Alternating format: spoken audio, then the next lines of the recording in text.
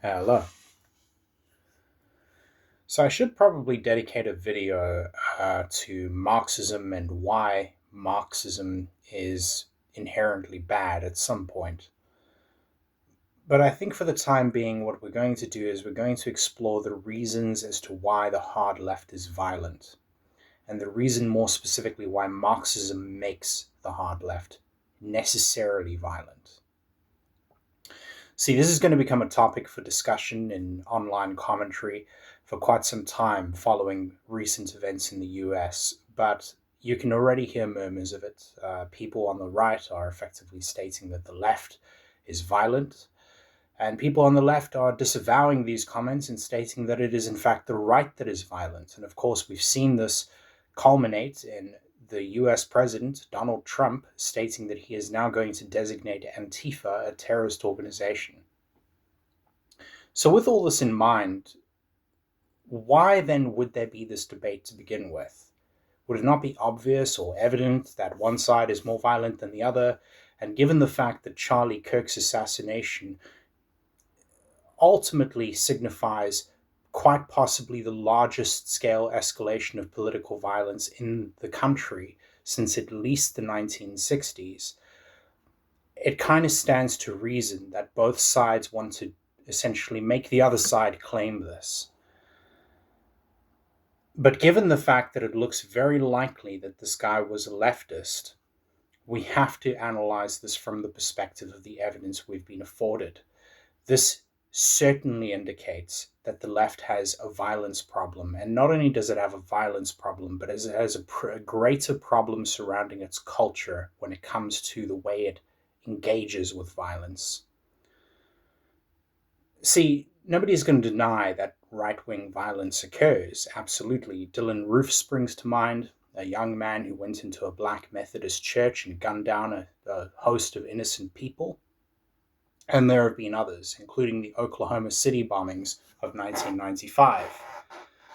But the key difference that occurs between these instances of violence and Charlie Kirk's assassination and others is that when violence occurs on the right, the standard normie conservative Republican immediately disavows it.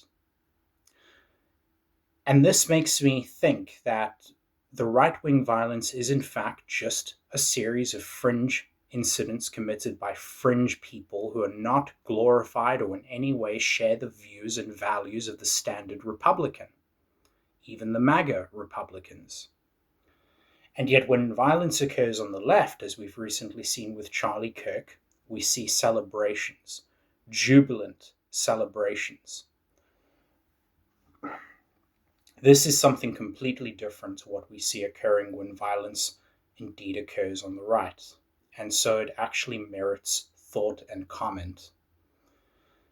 Now, one thing that you might find peculiar when you research violence on the left is that not only is it incredibly hard to find events that can be linked to Antifa, in spite of the fact that we know that they have been responsible for direct action and violence, and even their Wikipedia page states that they engage in direct action, which is either non-violent or violent.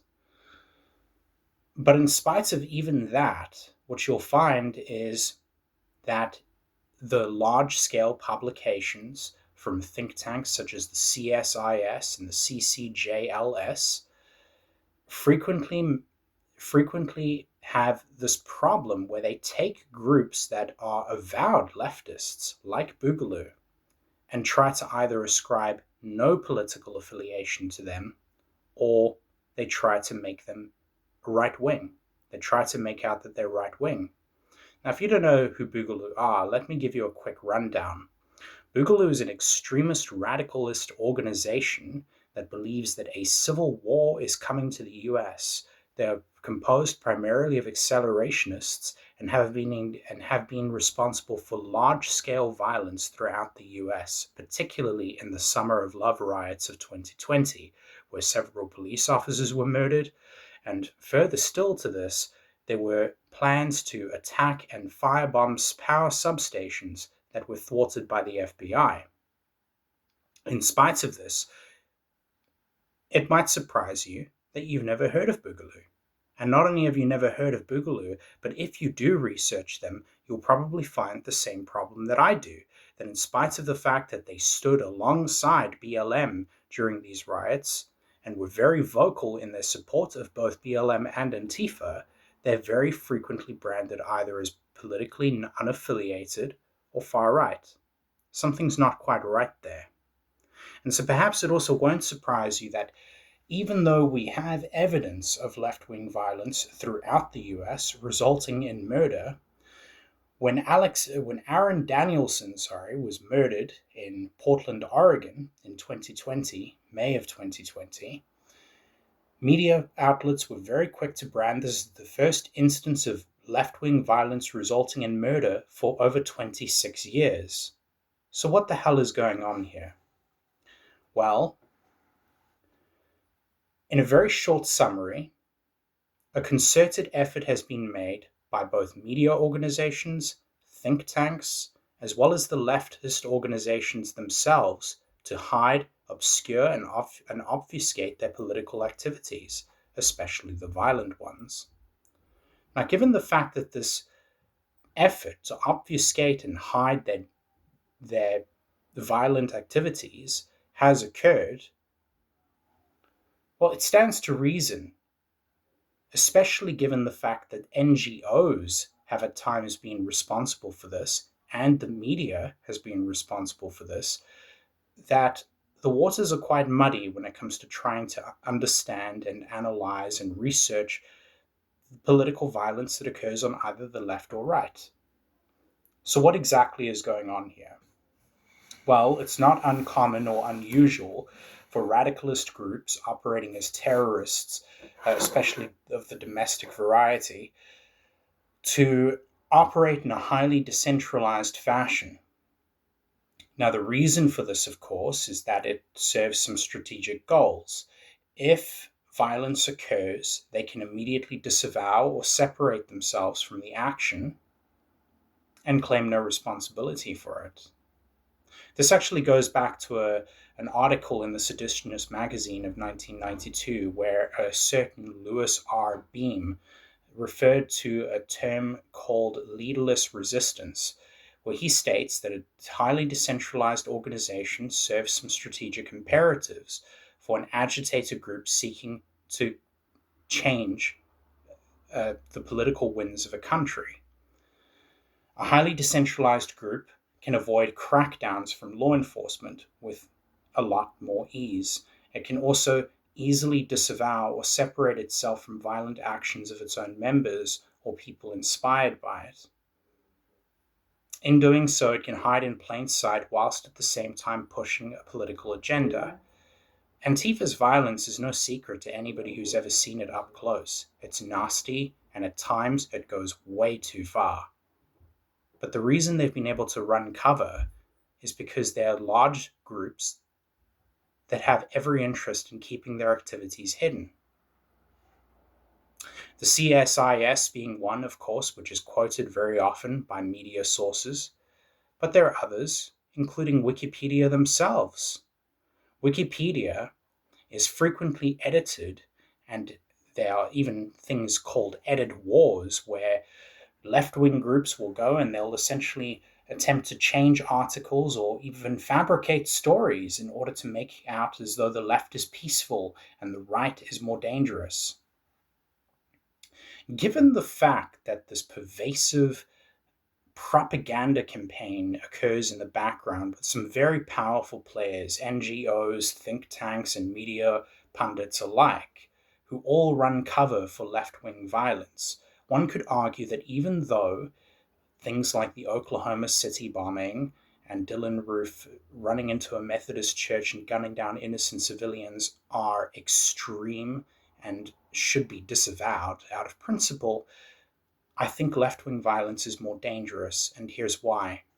It's pervasive, it's everywhere, it exists within politics within America. There are politicians, NGOs, courts who back this. And it doesn't stop there. See, Antifa would tell you that their primary aim is to identify and stop fascists through direct action.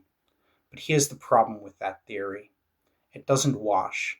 When you're calling half the country, including just your normal everyday Republicans and other liberals who've been disaffected by an increasingly rabid and ideologically driven Democrat Party, fascist, when you're calling all of these people fascist, it becomes evident that you're not actually fighting against fascism. So what exactly are you fighting for? Well, I don't think it's any secret, or it shouldn't be any secret to anybody, that BLM, Antifa, and BAM all have very Marxist leanings. And in some cases, they're just out and out Marxists. And here's the thing about Marxism. It's inherently violent. And the reason it's inherently violent is because it doesn't believe in the Constitution of the United States government.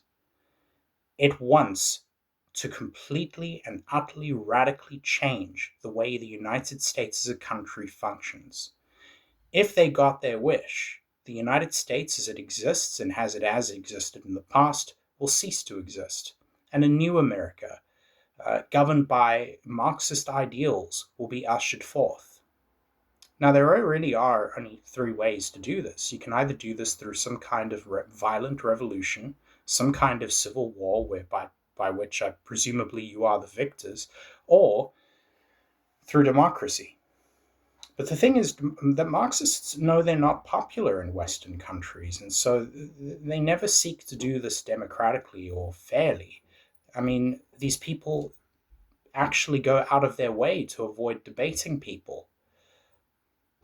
Now, given the fact that they go out of their way to avoid discourse and debate, one can surmise that they know that they're not popular. And as a direct result, violence is the only means. And in order to commit violence and win people over in the process, you need one hell of a scapegoat. And what better scapegoat than fascists? You may have noticed that Antifa, there are real neo-Nazi organizations in America. Crackpots and nuts that attack synagogues. But Antifa doesn't target them. No. It targets your standard everyday Republicans. Liberals who don't agree with their worldview.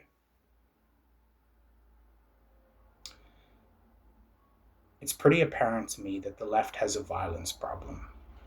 But more serious than that, given the jubilant celebrations of a man's murder that we just saw, it's pretty apparent to me that the left in general has lost its soul.